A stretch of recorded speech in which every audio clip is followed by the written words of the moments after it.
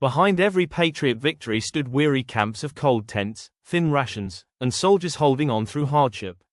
Welcome to Oliver's History Project, where you'll learn the exciting true history in the novel, The Unlikely Life of Oliver Atkinson.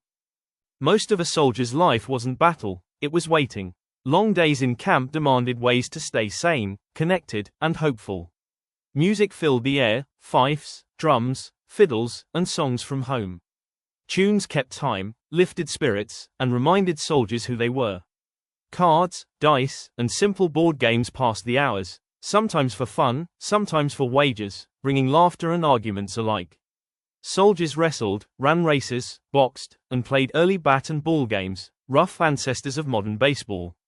Around fires, men shared stories, jokes, and news. When possible, they wrote letters, tiny lifelines to families far away.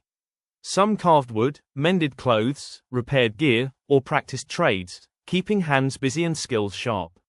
Alcohol, especially rum, was common, though excess brought punishment.